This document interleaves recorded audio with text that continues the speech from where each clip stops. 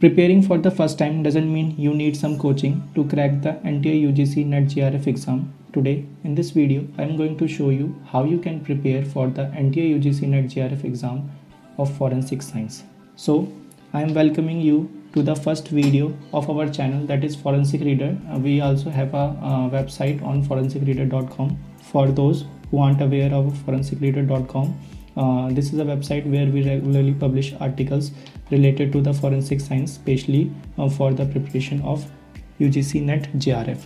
So let's start now. How you can crack the NTA UGC JRF? Actually, not NET, but I am going to show you how you can crack the JRF in your very first attempt. This includes timetable, study material, and mistakes that you should avoid while preparation for this exam. So let's move to the first pointer, that is why less than 1% qualify for JRF. Apart from this, I'm going to cover the topics such as how much time did you need for the preparation and how to make a smart timetable, followed by the study material with a bonus on how to modify your approach with time. So let's tackle the first question, why less than 10% qualify for NET JRF, and what you need the most to be in one of them. To answer this, there are a total of 5 qualities that you needed the most, and for obvious reason, first will be the hard work. Hard work is the key to success, and without hard work you can't succeed. And for those who thinks that the guesswork will work here in the JRF, so I have only one thing to say, that please leave this video right now and watch some more interesting videos. And now let's move to the second pointer that you need is the belief in yourself. As you know, most of you are in your final years or post-graduated. This time is where you have a lot of pressure, and believe me, I am also had that type of pressure when I was post-graduated. So to tackle this, you need to understand 2 basic things. First, if you do hard work, then you feel more confident. This means the hard work equals to confident. You feel more confident. And second is the fear is common. Everyone has fear of failure, and there is nothing wrong in it. So let's move to the third pointer, that is you have to build a realistic timetable. What do you mean by that is that your timetable should not be consist of fancy things related to making notes and other things, but I can help you with that. So one more thing that I want to add here is that we all have a bad habit, and honestly I do have that habit. You should take care of it. What do you mean by that is after making timetable, you will say that I will start studying from tomorrow, and what happened next is first month passes, second month passes, and tomorrow never come, and this all builds up a pressure on yourself. So the best thing is always stick to your timetable. Next is buy time for your studies. You should know that with the passes of time, with the passes of each day, you have a limited amount of time to study for NET JRF, and so you should make time for your studies also. And the second last thing is the switching swiftly between paper 1 and paper 2. You know that paper 1 and paper 2 are both equally important. You can't underestimate paper 1 for paper 2. So I will say that you should allocate equal amount of time in the beginning days of your preparation, and after that revision. I know revision is too boring, and it also feels terrible. In the beginning, revision feels very terrible because most of the things get swept away from your brain, and but you should stick to the revision and do regular revision on the regular basis, so you can't forget things that you learned yesterday. Now move to the next section. How much time did you need for the preparation? So someone say 2 months, someone say 6 months, someone say 1 year. But honestly, as per my stats or all the people that are around that qualify for the JRF, they hardly need 3 months of hardcore preparation. Hardcore means you have to invest at least 8 to 10 hours per day for as a beginner. If you are a beginner, it requires minimum 7 to 8 hours for preparation of 3 months to qualify for the JRF.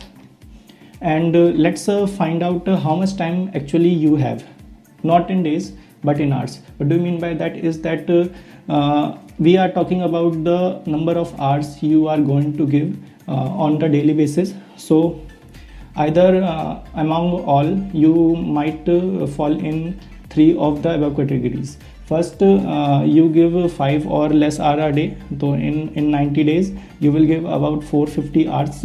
So if you are falling category or doing some job, so you should start early, about 4 to 5 months earlier before the exam. Next, students fall in the category where they can study 8 to 10 hours daily. For example, students at PG on the basis 90 days equal into 10 equals 900 hours, which is a very sweet spot for the clearing JRF. And for the students who are free and give more to the studies, for example 11 to 12 hours, they can invest about more than 1000 hours, and if they do regularly, then there is a higher chance that they can qualify for the JRF. Now, how to make a smart timetable? This is a very important thing while you are making a timetable. So I am going to show some pointers that you considered while making your timetable. And for those who want my timetable, I added in the link below this video, so check that out after watching this video. So first you have to tackle out how much time did you have daily. On daily basis, how much time you can give to your studies, like 3 hours or 4 hours, or you can say 10 hours. It is only up to you. Now, time for preparation of paper 1 and paper 2, this time can be vary from person to person, and for the beginners I will say allocate equal amount of time in the early days of your studies. So if let's say you study 10 hours a day, so you can give 5 hours to the paper 1 and 5 hours to paper 2. And if you are good at paper 1, then I will say just go for the practice 1 or 2 hours for paper 1 and 8 to 9 hours for paper 2. Now next, allocate separate time for paper 1 and paper 2. What do you mean by that is let's say you wake up at 6 a.m. and you start studying from 7 a.m. to 12 a.m. and in evening you study about 4 p.m. to 8 p.m. So I would the point of saying is that from 7 to 12 a.m. you can give forensic science paper 1, paper 2 in this slot, and allocate whole this 5-hour period for the forensic science, and from 4 p.m. to 8 p.m. you can give paper 1 this time, so that they get longer time for studies, which also doesn't confuse you further. Next, from what time should I start, morning or evening? I will say if you are a morning person, then it is good to start with a forensic science, because a forensic science has a lot of terminology that is hard to remember and lots of table. So I would say if you are a morning person, start with forensic science, and if you are a evening for example if you start studying from late 9 p.m. or 10 p.m. then I will say that you should first study forensic science, because it needs more focus and attention than paper 1. So in very first slot, whatever your timing is, whether you are a morning person or evening, try to first read paper 2. After that, in the second slot you should read paper 1, and last, stick to the timetable. It is very important. You should always stick to the timetable, otherwise days passes into weeks and weeks passes into months, and you never know when the paper has come. So you definitely have to stick to the timetable. Now, how to study for teaching and research aptitude paper 1 of NTA UGC NET. For example, for that I am going to share you the approach, how you can approach to the syllabus of paper 1. I have provided the link of the article, so after watching this video you definitely have to go to the link to get more details about how I plan to read paper 1. After that, additional notes are that first try to complete longer chapters. For example, chapter number 1, 2, 9 and 10, they are longer chapter. About in the KVS Madan, it is around 40 to 50 pages. One chapter is 40 to 50 pages, and you know that all the chapters in the paper 1 are about equal weightage, that is about 10 marks. So I will say first try to complete chapter number 1st, 2nd, 9 and 10. After that, go for the small chapters. For example, 4 and 5, there are the short chapters and you don't need that much of attention. After that, there in between 4 to 8, they are chapter number 5, 6, 7, they are mathematical and reasoning chapters. For that I will say try to go for as much as practice. You do practice on regular basis. As the practice increases, your fluency as well as your reasoning and mathematical skills also increases. This also builds speed up the problem solving timing, and you will require less time. So I will say if you follow my timetable, then it will take you 45 days to complete the whole paper 1 and along with MCQs. So please check the link below in the video. Now next, move to the next part is study material for NTA UGC NET paper 1. So for the books, I read from KVS Madan, and this is what I recommended you the most. And if you have KVS Madan and you go through the all MCQs, then I will say that Oxford NTA UGC from Harpreet Kaur, it is also a good option. Then you should also try if you want. Otherwise, KVS Madan is better than Harpreet Kaur as per my prospectus, but you can also buy this book. After that, video sources, this is very important thing, and these are the four YouTube channels that helped me the most in my beginner days. As I forgot to mention that in my preparation I use these 4 channels for the preparation of paper 1, and I was complete beginner for to the paper 1. So it is very hard at first, so I will recommend before reading the KVS Madan you should first view the video source, and these are the four channels that I requested you to watch. After that there are online sources. For example, an Academy app. This is the best app where you can see Talveer Singh. They are best. Talveer Singh is best for the preparation, and for solving the teaching and research aptitude questions. And after that you can also go for the NTA NET paper 1 PQL solution. It is an online website. You can Google that and prepare from that. After that you can also go for the UGC NET previous year exams from the examsnet.com. This is a website where you can you will get about last 10 years of paper 1. After that, now let's move to the most demanding thing, that is how to study the forensic science paper 2 of NTA UGC NET. So first I want to say that how you approach paper 1 is different how you approach paper 2. Things are changed drastically in 1 year. What do you mean by say is that in last from 2018 or in last 10 years you can say that majority of the questions are come from the forensic medicine, and but this trend ends in 2019 June paper, where we see questions from the forensic ballistic, and after that other branches such as question document forensic branches are to take good advantages of the paper, and there are a good portion of questions that come from these of forensic science. So it is highly recommended that you can't approach paper 2 as paper 1, because in paper 1 all the chapters have the same contribution to the paper, but in paper 2 you can't rely on one section for your GRF qualification. So I will say for paper 2 you have to read almost all the syllabus to qualify for the GRF. After that, let's talk about the study material for paper 2. It is paper 2.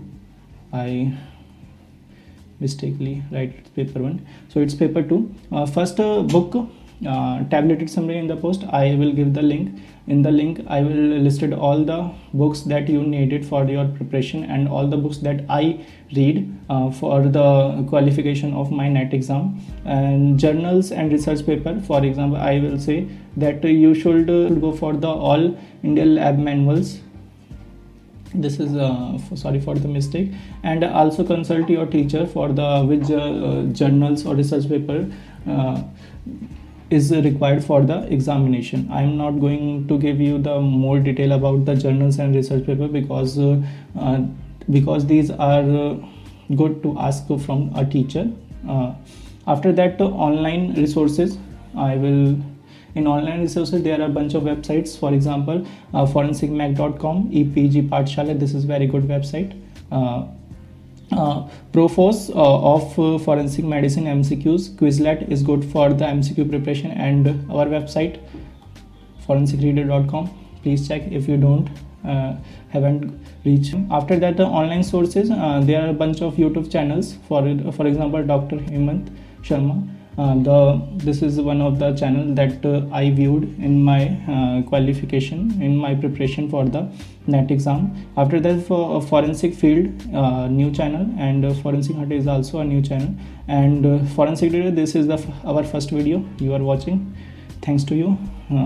If you like till now, please subscribe the channel. Now let's move to the next part, how you modify your approach with time.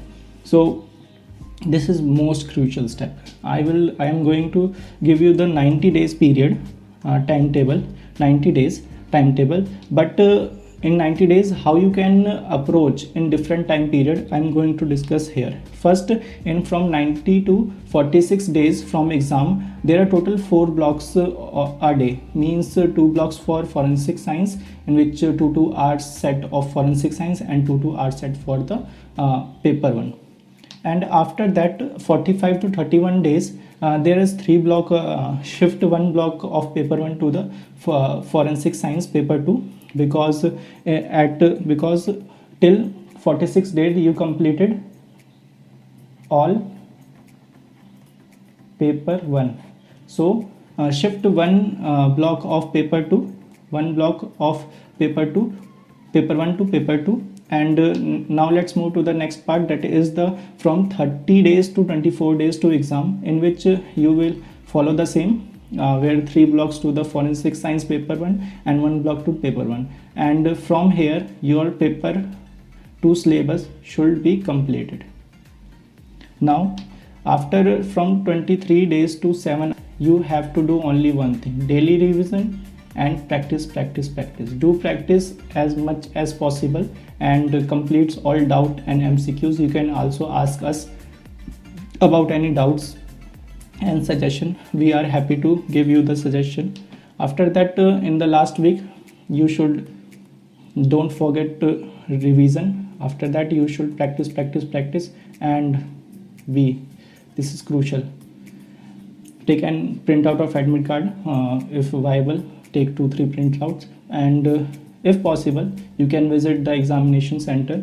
This is good if you are aware that your environment of the examination center. Now move to the list. That is a bonus tip that I want to share. First, don't mark MCQs answer on book. This is the far most thing that most of the students can do. They mark the MCQs on the book, but I will suggest don't mark them, because in the revision your eyes get stuck to the answer and your brain don't have time to complete your answer. So I will suggest don't mark the MCQs and book. For that, you can take a paper and write the answer on that. write the answer on that. This is the viable thing that you can do. After that, mark question number that need attention or doubt you have doubt. For example, in first set of revision you find some question difficult, mark them difficult, and in the second revision you can tackle them or clear your doubt.